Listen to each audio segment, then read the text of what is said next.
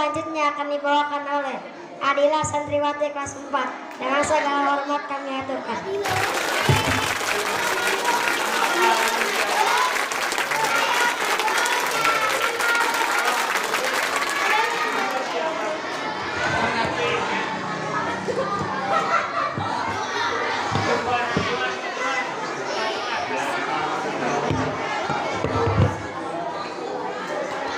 Bismillahirrahmanirrahim.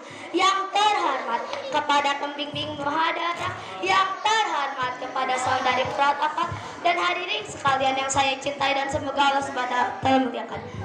Bismillahirrahmanirrahim. Assalamualaikum warahmatullahi wabarakatuh.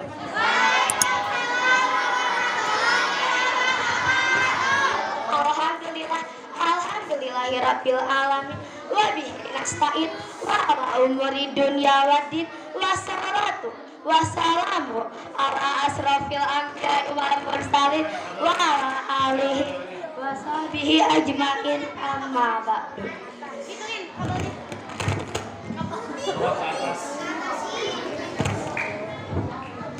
Pertama-tama yang paling utama,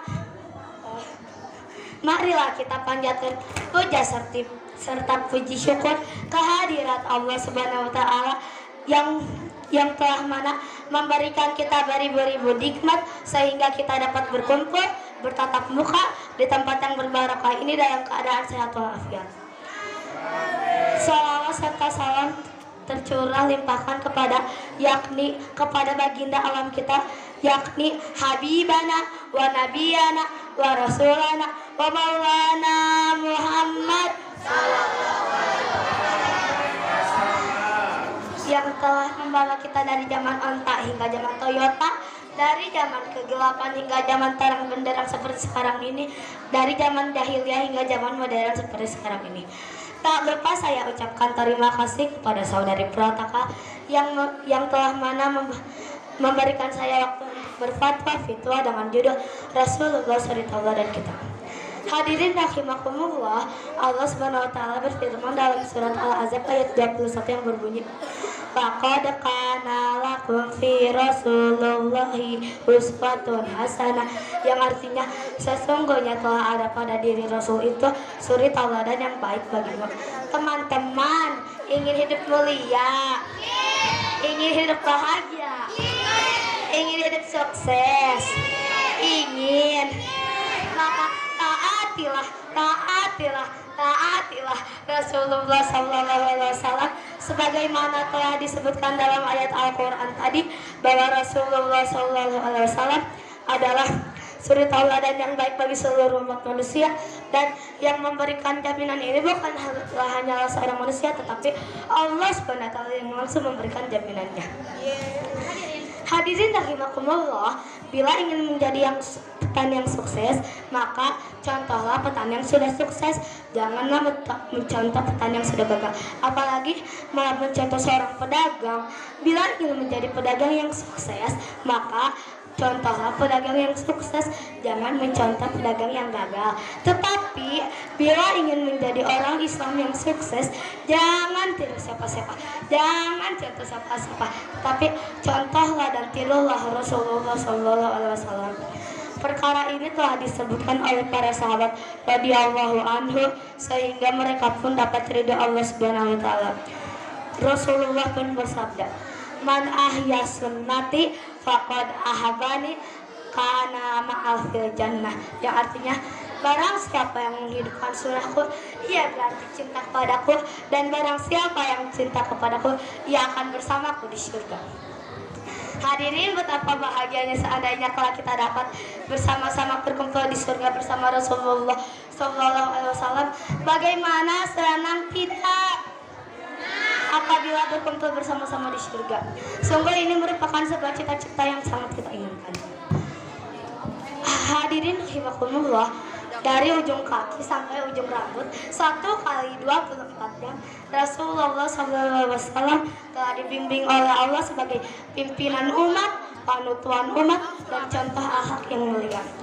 innama bu'itsu liyutamima makarimal akhlak, yang artinya sesungguhnya aku diutus ke dunia untuk menyempurnakan akhlak yang mulia. Demikian pidato yang dapat saya sampaikan. Mohon maaf apabila terdapat kesalahan. Hidup di dunia hanya sementara, hidup yang kekal di akhirat nanti. Nabi Muhammad Nabi akhir zaman, pelita masa dan kegelapan. Wabillahi taufiq wal hidayah, warida wal inya wal akhir. Assalamualaikum warahmatullahi wabarakatuh.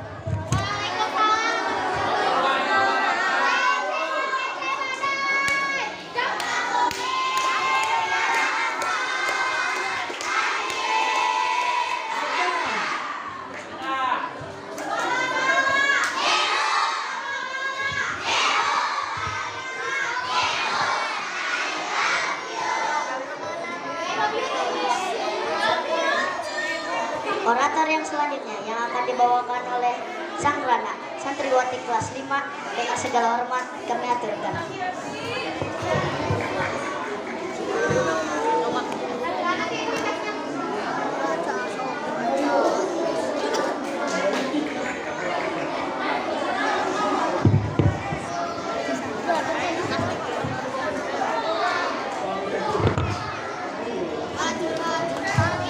Bismillahirrahmanirrahim.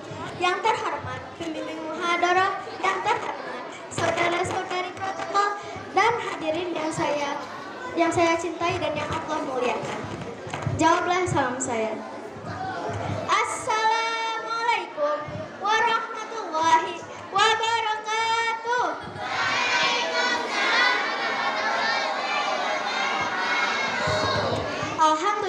Alhamdulillahirabbil alamin. Wa bihi nasta'inu ala umurid dunya waddin. Wassalatu wassalamu ala asyrofil anbiya'i wal mursalin wa ala alihi ajmain, amma ba'du.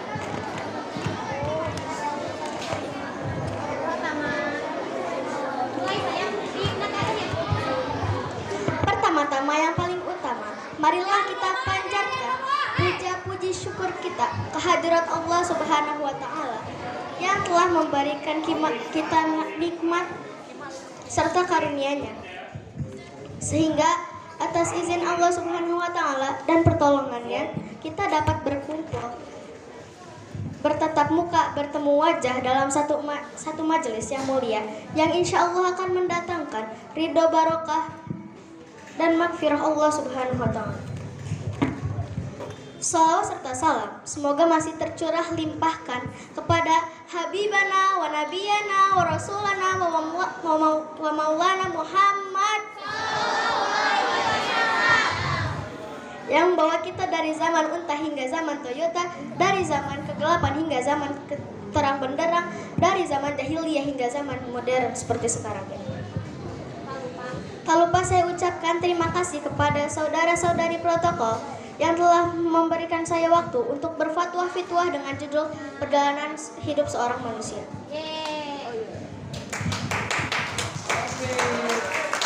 Allah berfirman dalam surat Al-Insan ayat 2 yang berbunyi, A'udzu billahi minasyaitonir rajim. Bismillahirrahmanirrahim.